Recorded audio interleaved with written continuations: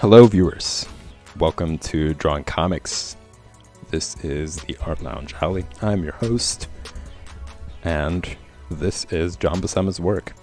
I am taking some time to study more of his work, read his work, basically, experience the work of this amazing, legendary artist.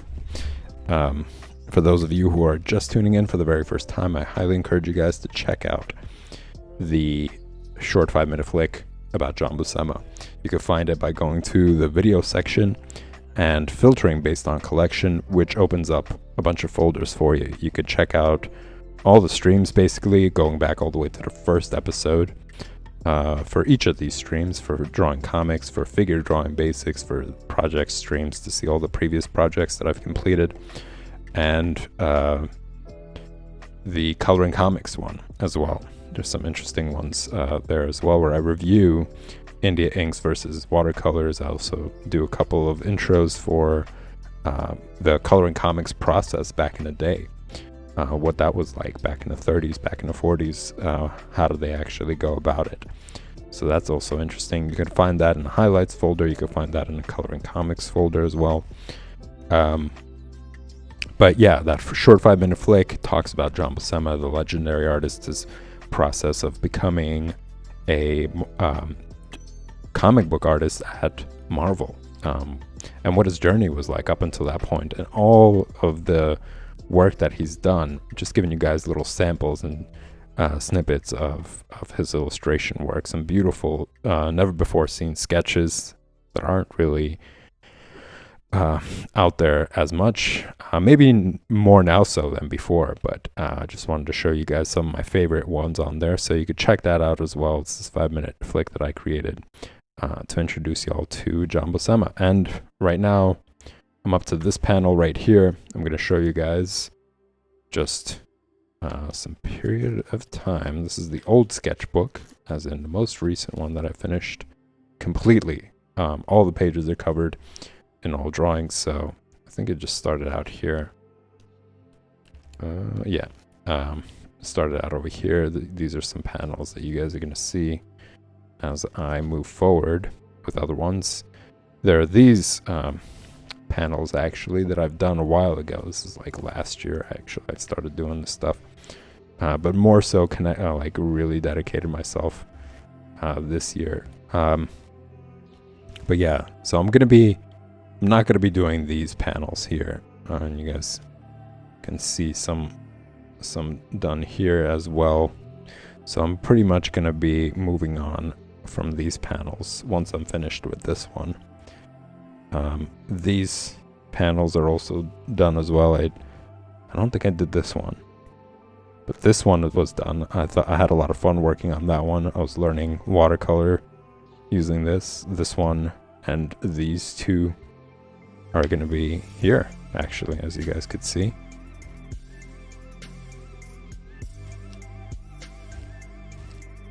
Trying to see which ones are complete there. And this is where it started. These are the beginning pages. As you guys could see, I moved on through here, and it was just for multiple reasons. I absolutely love his work. It's kind of cool. It's like reading a book. You know, you sit down and you read the novel and you create these characters in your head, and you get really involved in the story. So this is kind of doing it the same way, but using a pencil. Start recreating the characters that they wanted to create, and get really sucked into the story and the worlds, and seeing it all come to life basically on paper. Is a really cool process. I just kind of call it, reading through imagery. But also for multiple other reasons, something that I go over once in a while, of just what the benefits are for drawing from comics. So if you're into the idea of creating comics, this is the best way to get your feet wet, because before you are assigned, let's say, to do some comic book work, to make it less intimidating, this is the best way to go about it. You really get to know what the process is like, what you got to do first. You have to first start out by drawing out the panels for the entire page to make sure that all the panels for the page in the script. Whoops. Sorry about that, guys. I just realized it's not all visible. But yeah, to just go back on some of these for you guys to see. But yeah, that's a great way to really get your feet wet, to figure out a flow for yourself. Like, what do I have to do first? You know, I have to make sure that all the panels that are written in the script fit on the page. Think about that. You know, how am I going to distribute all the panels on the page? Which ones are going to be big? Which ones are going to be narrow, etc.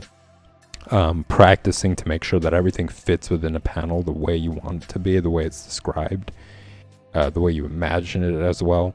So all of that just really gives you a chance to do it, to become better at it, to practice line work, you know, practice shading, practice using the brush. If you're going to be doing it traditionally, just making sure you understand that process, because each of those tools have their own learning curve. So just because you're able to wield a pencil well doesn't mean you're going to be that great with the brush, or mixing colors, for example, using the brush. You know, all that stuff really takes time to grasp as well. So what better way to do it than to continuously practice from work that's there? You know, it kind of takes the burden away of having to come up with scenarios to practice on, to create scenarios to practice on. It's there for you. You could just you could draw them all out and then spend your time getting better and better at all these things, you know, perspective, anatomy, composition, storytelling, and, you know, all this stuff, character development, all this stuff is laid out for you, and you pick up all this information from copying these comics. And it's just a fun process. It's such a great time to really get involved. And you're having something to work on daily. As I mentioned, it takes away the whole idea of like, well, what do I draw? What do I create on an empty canvas? It's all there for you. You could do it. So that was the idea for it, you know, just to get better and better. I mean, predominantly, I just really love his work, and it's just fun to create it, to recreate it, to experience it, to draw out all those characters. Like, I really love the face features and how he's able to create emotion and certain mood or vibe using these lines.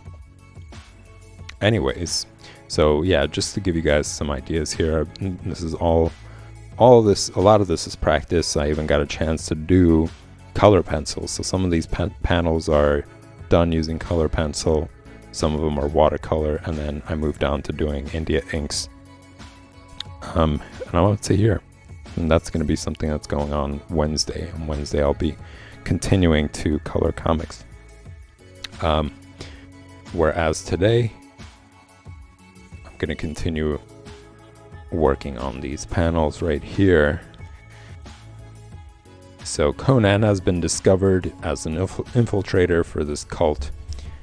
In this panel here, he journeyed across to find this guy right here, who is the cult leader, and disguised himself as one of the members, only then to be discovered by the henchmen and beaten and crucified on this dying tree, with vultures circling around, waiting for their opportunity to feast. Only then, at a distance, noticing a figure coming closer and closer, for it to be a friend of his. Luckily, then he was rescued. He was taken down from the tree, brought to this wizard, who doesn't look like a wizard, honestly, who did some work, did some magic to bring him back to life. But something happens here where, as he's summoning the spell, like, he freaks out, and then she freaks out, and she tells him to leave. She's like, "Be gone, damn you, demon, be gone. You'll not take him from me," which is kind of bizarre. I thought he was rescuing them. Anyways, so I'm up to this panel right here. there's a lot of action there, a lot of body language there. And I started sketching things out, making sure everything kind of fits within a panel. You know, making sure that the figure and all the features kind of line up.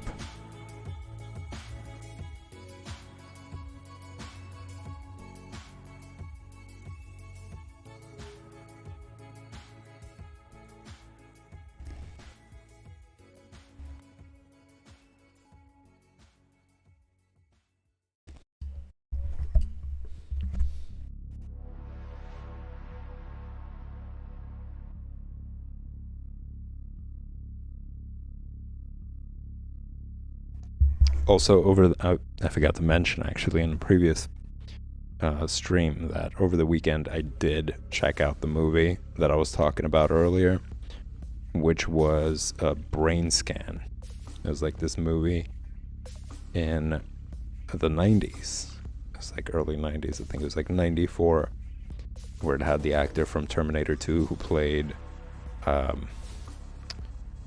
the kid. John, I think it was his name.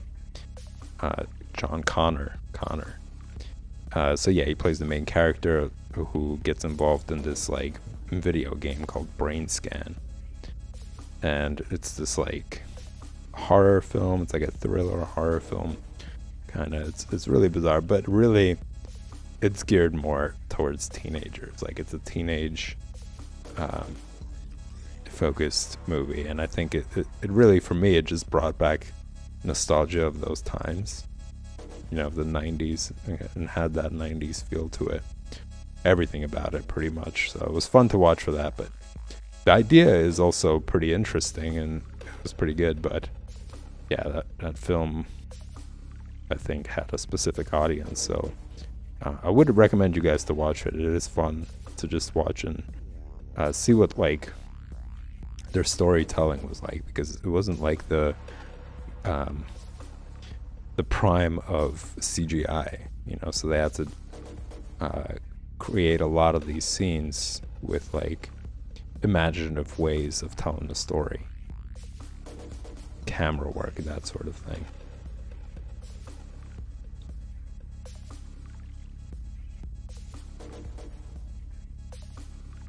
Just I would say keep the expectations bar kind of low. Don't expect much from it. There's some, it is still fun. I had a good time watching it, and there were just like some funny scenes there.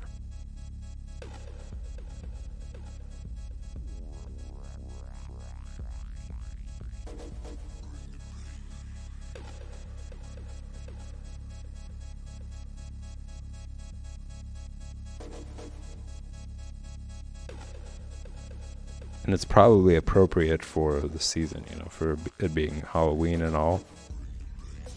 I think it would kind of fit into that theme.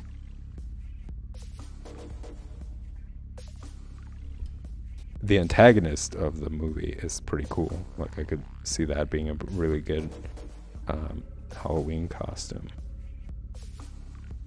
But yeah, check it out. It's called Brain Scan. Might be difficult to find. I think you might have to either rent it or download it or something.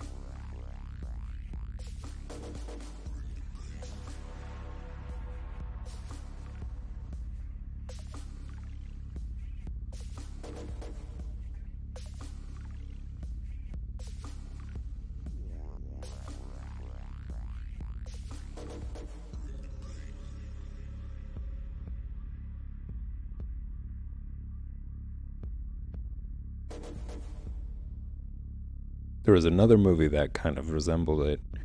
It's called The Lawnmower Man. But that one I actually really enjoyed. I mean, of course, it was slightly cheesy. I'm gonna say it was like late 80s. Maybe like very early 90s.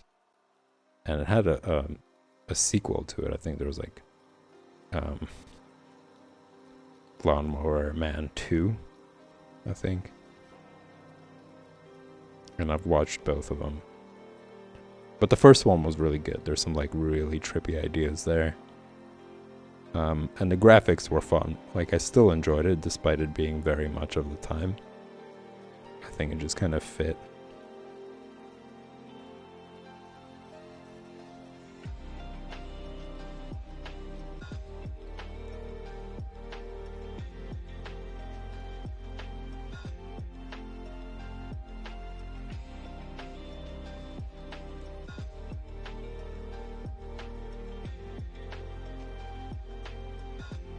It was like a cool sci-fi movie of the times.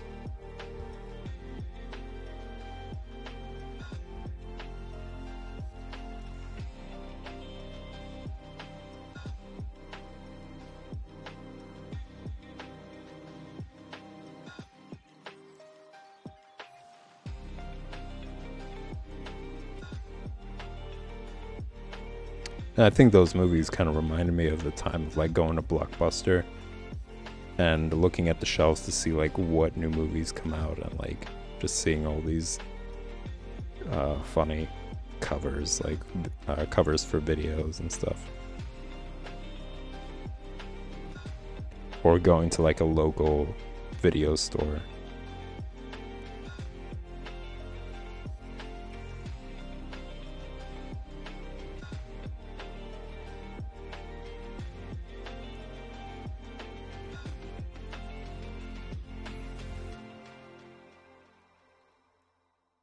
There was something great about it, but at the same time, yeah, I really do like the idea of streaming.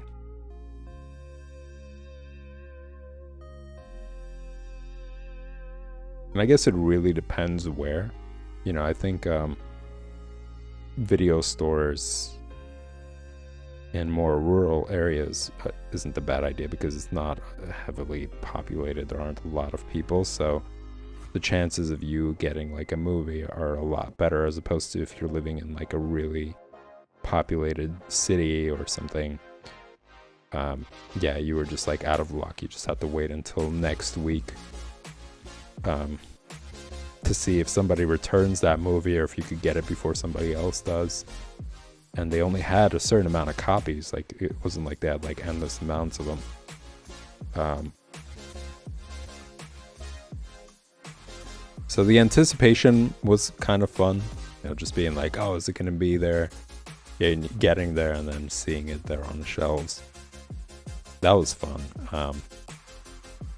But just having a chance to see it and then having to wait a week or two to see if you can get it was a bit of a bummer.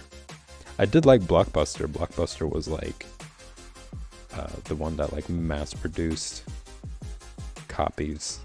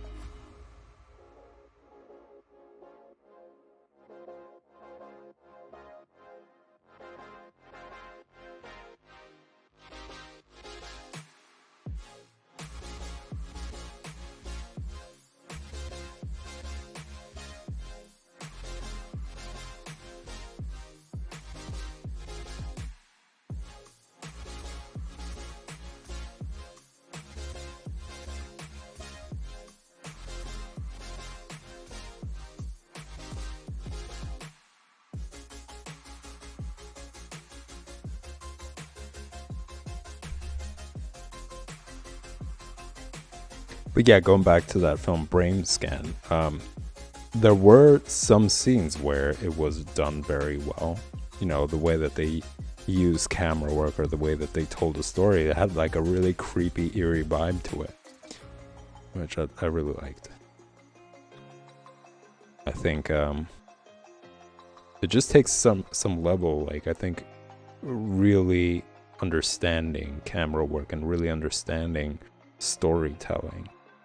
You know, you don't need to have really expensive equipment and really expensive budget in order to create really cool scenes.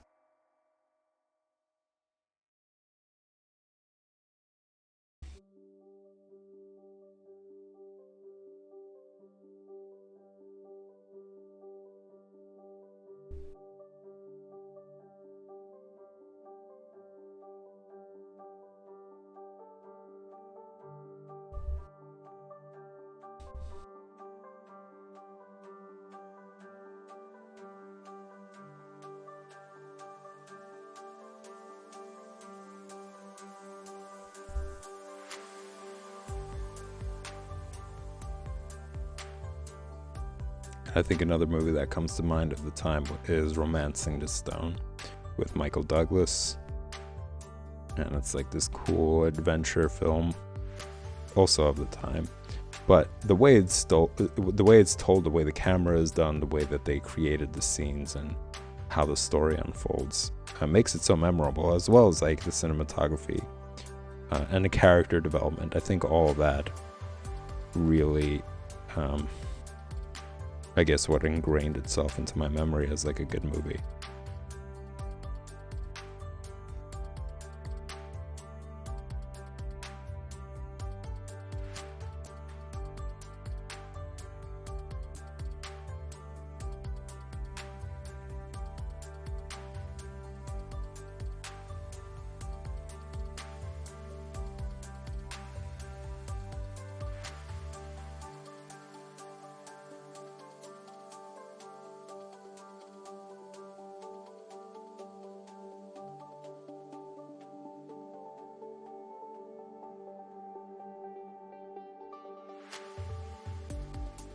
Not happy with that hand at all whatsoever. Gonna have to revisit that. But for now, I'm just gonna flesh out other parts.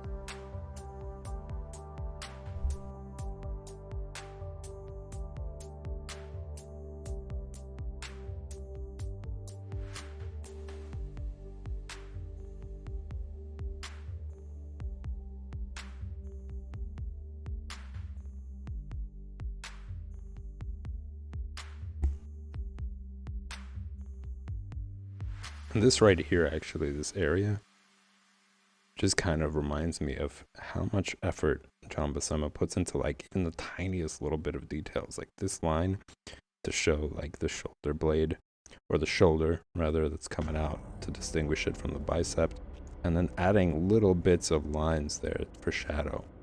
I really like that. You know, to me that just shows his dedication to every single part. He's not taking shortcuts, you know, he's really putting in effort into pretty much everything, and creating a cool panel.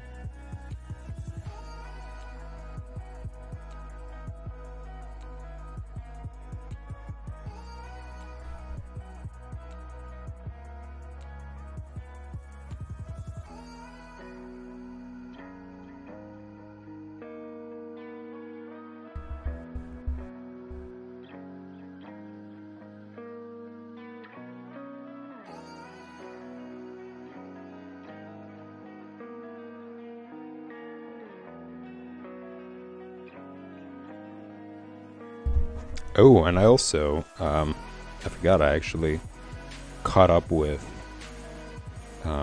Game of Thrones. The most recent one. I think that was like the last one for the season, unfortunately. And I really, really enjoy that show. I mean, the acting is great. I really like the acting, and how much effort they put into everything, like from the scenes that they create to recreating that era, the architecture and, you know, all the props that they put into it is incredible. And I really did like the dragon scene. For those of you who haven't seen it yet, I highly encourage you. I won't spoil it too much. But yeah, the dragon scene was pretty cool. And that show combines good storytelling with CGI. So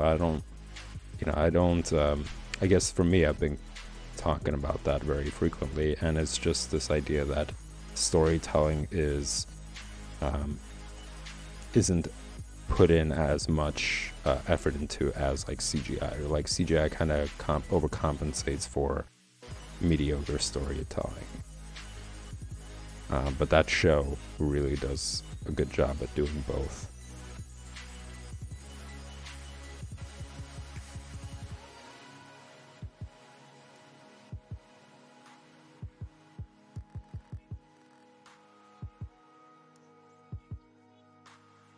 And it's kind of interesting how the story develops. You know, you see the process of her getting older. You know, Rhaenyra getting older, starting out from the very first episode, her being really young, and seeing her father, and hearing people talking about how he isn't really the strongest leader, and that he's always approaching diplomatic choices as opposed to actually taking action against somebody who dares to speak against, like the whole idea of vengeance and authority and aggression as a way of ruling, and he was always opposing it, and he was trying to take the best way, or the most diplomatic approach to scenarios, like unlike his brother, who is just like who had bloodlust. You know, it was just a nut job, basically. But yeah, just having to see that, and then her kind of getting frustrated because of that, to ending up being kind of, you know, once she took over,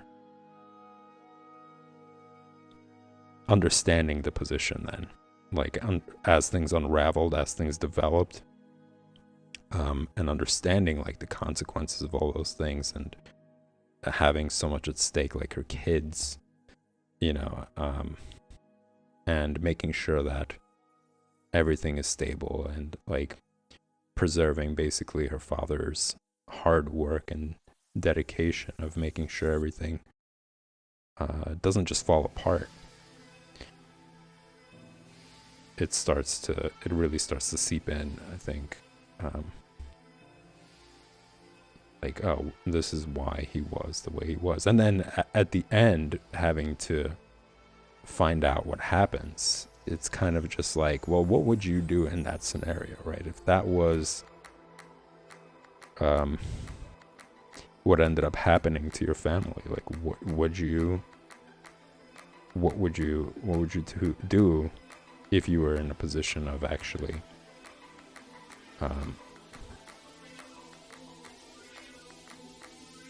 you know, take action? Like, what sort of action would you take in that scenario? And I found that to be really interesting, like kind of questioning it in my own position, like what would I do if that was the case?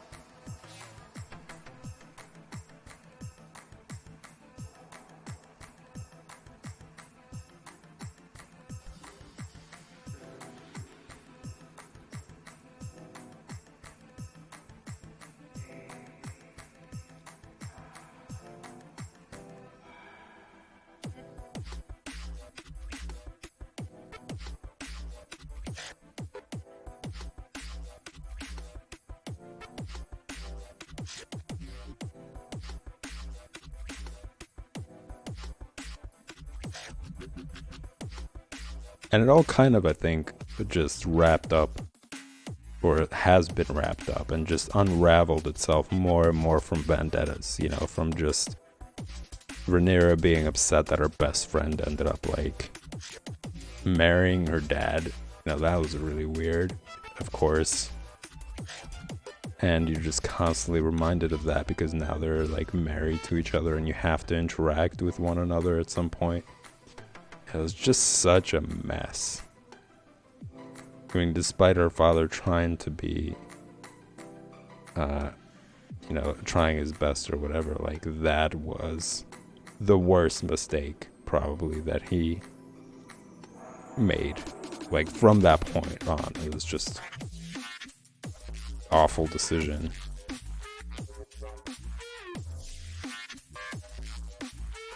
To just not even realizing, like, hey, this is like my daughter's friend and I'm gonna be banging her at some point. Oh, that's awful. That's gross.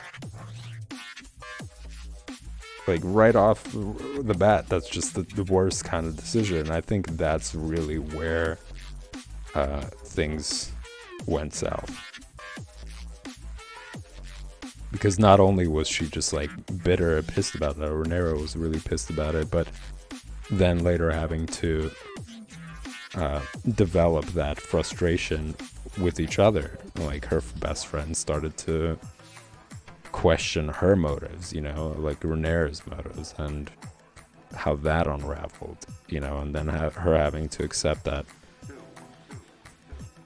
now she's judging and criticizing her best friend, or ex-best friend, I guess, when she was the one who kind of, like, betrayed their friendship and It was weird. It got really weird. But I think to trace back things to where it all spun out of control and how it got really bad, I'm going to say that was it.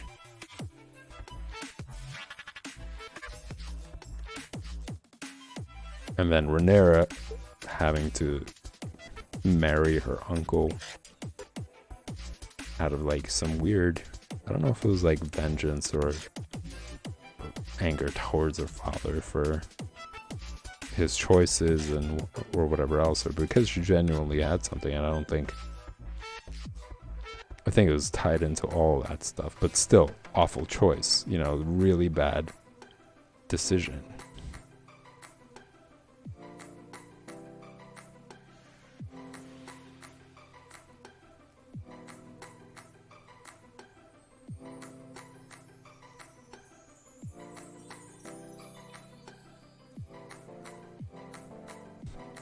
But just another example of like how this concept of hierarchy, right, and this whole like, you know, owning,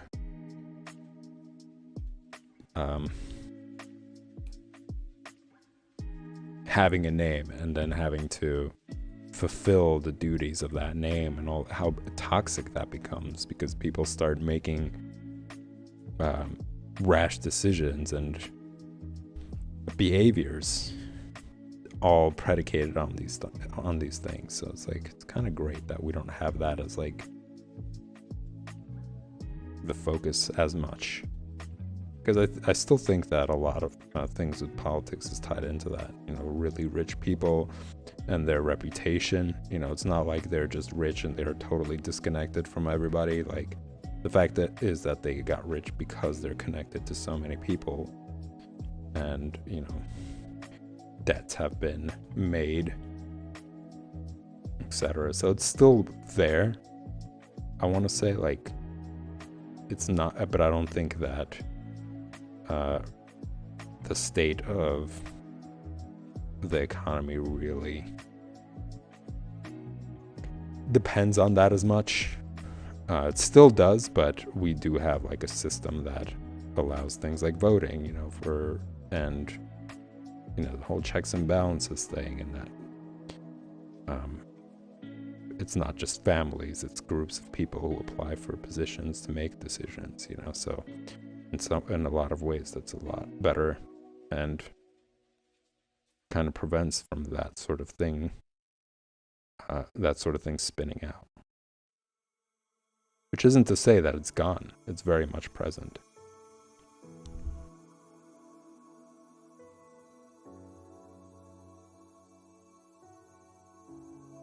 But it's making an exit more and more.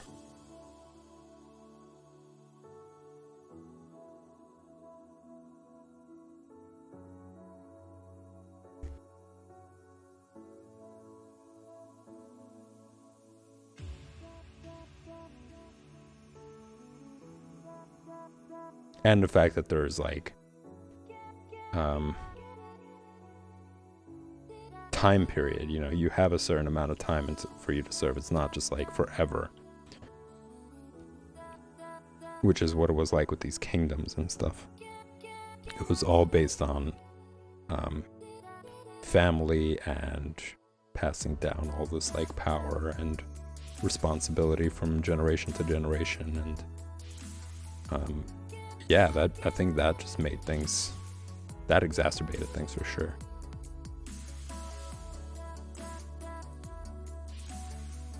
And the story kind of shows that, you know, having this like pressure on Rhaenyra to like have kids and make sure that it's a boy because it's unacceptable if it's not, you know, and how that lineage is continued through that, you know, whereas now we don't have that. It's like women can rule, women can be part of the legislative process, they can be part of decision making when it comes to the economy and holding it together.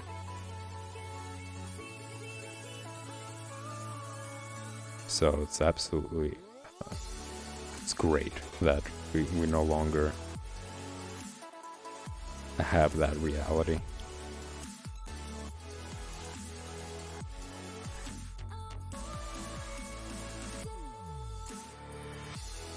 it's still present in other countries for sure,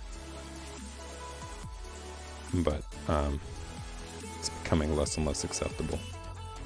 I mean, I'm very happy about what's going on in Iran, and like people protesting and women protesting and getting their freedom back,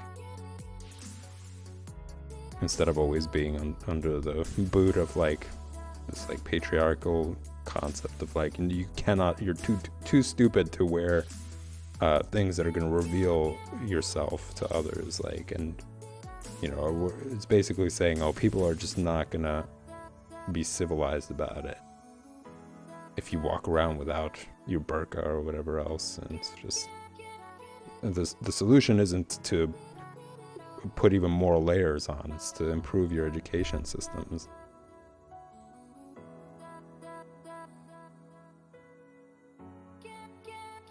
You know, people do evolve, and they obviously follow certain ways that are progressive, or certain ways that show a sense of freedom.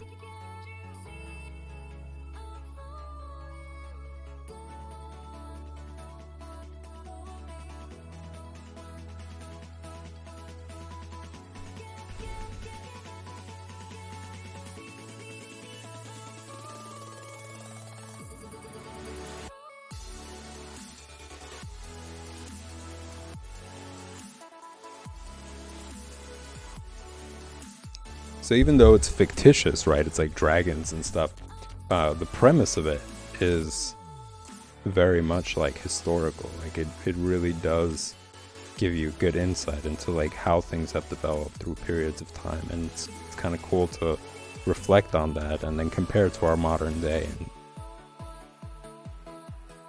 and just see that. I mean, just based off of the streets, you know, and how average everyday people, because all these stories, they're all about like rich people. These are rich people, you know, having hissy fits and killing a bunch of people because of them, whereas like the average everyday person was like disease ridden, uneducated, kind of crazy, just, you know, bumbling about their day trying to make coin. You know, that's awful. So it's just on that merit alone, like the fact that we no longer have that, and the average person's actually able to read, you know, whereas back then kings weren't even able to read, which was ridiculous. Like, as you guys saw in the previous episode, where he needed like a transcriber, a person who like read it and understood it and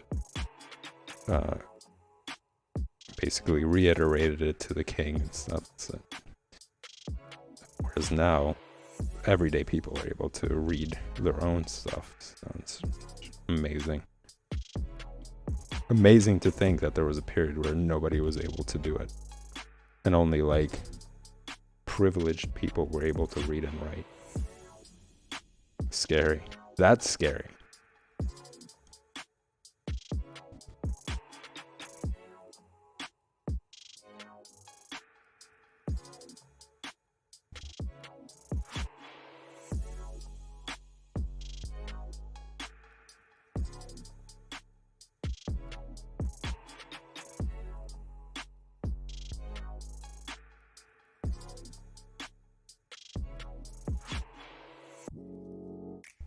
And I kind of wonder, actually, if at some point there is going to be like a Westworld experience where people could actually go to a location and experience a period in history. You know, you could experience a Westworld, you could experience like a medieval time. I absolutely see that happening. As a way of making more money, or as a form of entertainment, just to see how that would be constructed, you know, and how much effort probably would have to be put into research and, you know, figuring out dialogue and all that other stuff. Like, the more and more people depend on like robots and automation to kind of get things done, the more window of opportunity is going to be open to like creating advanced bots advanced robots that are capable of like conversation and comprehension. I mean, they're already doing that. They're already, like, I've seen just expos of people demonstrating what level they have taken robots to, and it's kind of creepy, but it's also pretty exciting. It's interesting to see where things are gonna head from there.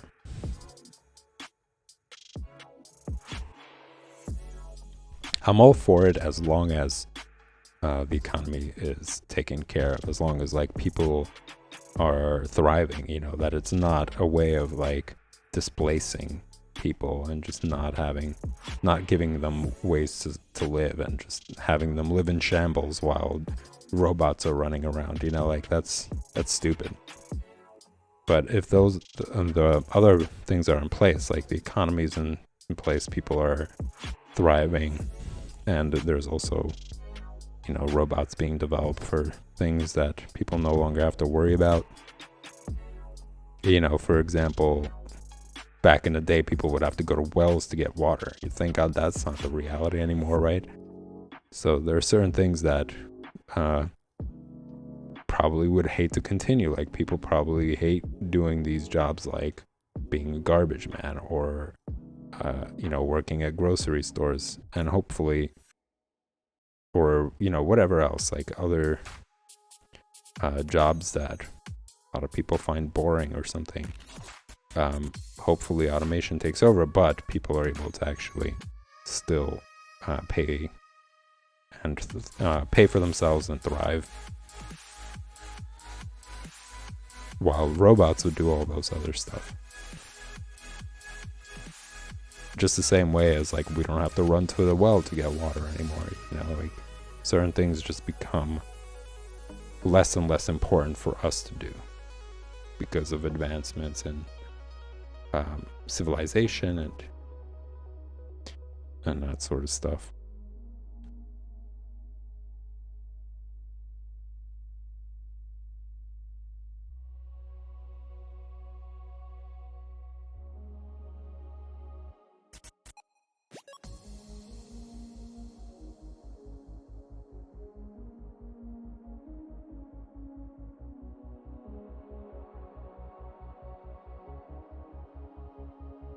I mean, I think that's what coding is basically. Like, every kid, I think, or not kid, I'm not going to say kid, but I think like going forward, schools should have that as a thing to like focus on coding, and have that be a thing to practice to get better at. Because that's so useful in so many different factors, from developing apps to like probably programming robots, or programming machines and such. For those of you who are not familiar with this movie called Zeitgeist, I highly encourage you guys to check that out. It's a documentary. There's like multiple series. Really informative. It's a heavy amount of information. So it might be for like an older audience, but really informative stuff. Very interesting ideas. And one of the things that they talk about is how 3D printing is going to be the future. Like, that people won't have to go and buy, things like utensils or whatever, because you could just 3D print them for yourself using, resources that are much cheaper than having to actually have the entire process of like production, shipment, packaging, all that stuff done, where you could just buy the resources and print it at home. You could print plates, you could print utensils, you could print a bowl for yourself, just like basic stuff like that. Whatever else that you might need, you just 3D print it for you. There's like little things like I don't know, something like this, right? This, like, you use this to hold wires. You like apply it to like a surface, and then you could feed wires through it to hold them in place, and you could know that, hey, I could always pull out the wire from this location. But you could 3D print something like this rather than having to buy it, which comes in packages, you know, which comes with like all this stuff, like plastic, which is oil, right? All this, and then having that mass produced and shipped and all that other stuff. Like, why? You know, I think if you get good at coding and you get yourself like a 3D printer, and they're getting better and better, you know, those 3D printers are becoming pretty amazing. So the speed of how long it takes for you to 3D print drastically improved from the first time that I remember reading about them until now. It's like a huge difference. And they're actually like building buildings using 3D printers. So they're like, they have the material, the cement and all that other stuff, and it's fed through the tube, and the entire device builds the house in less than like, I don't know, a week or something. It's pretty amazing. I actually encourage you guys to check that out. Like, see some videos. I think on Instagram there's some videos demonstrating that. But yeah, just look up 3D printed houses. It's absolutely amazing. So that's something that's, I believe, going to become more and more and more relevant, you know, and you know, so for people who enjoy that sort of thing, who enjoy coding, who enjoy programming and all that other stuff, it's very, there's like many outlets. There are many things that it could contribute to, aside from like app development. You know, you could really venture into so many fields with it.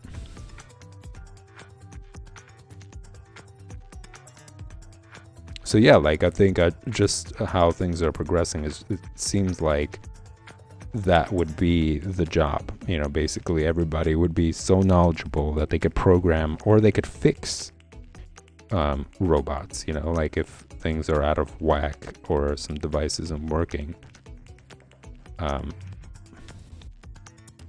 you could just do that. You can go and fix those things to make sure everything functions smoothly.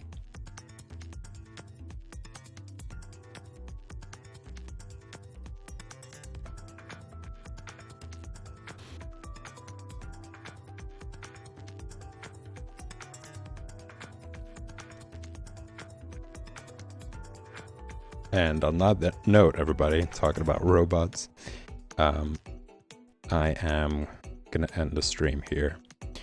I will be back tomorrow, 8 p.m. Eastern Standard Time. And tomorrow is going to be a special intro, and I'm pretty excited about showing you guys this stuff. It's something that I saw over the weekend. Thought it was absolutely amazing. So well done. And I'm going to be showing you guys that. It's going to be an intro. It's going to be a 5-minute intro. And that's going to be at 9 p.m. Eastern Standard Time tomorrow. So make sure you check back in to see what it is. And thanks again, everybody. Thanks for tuning in. If you enjoy the content, remember to hit the like and subscribe button. They both help the stream. And of course, I really appreciate it. All right, everyone. Thanks for tuning in. I'll see you tomorrow.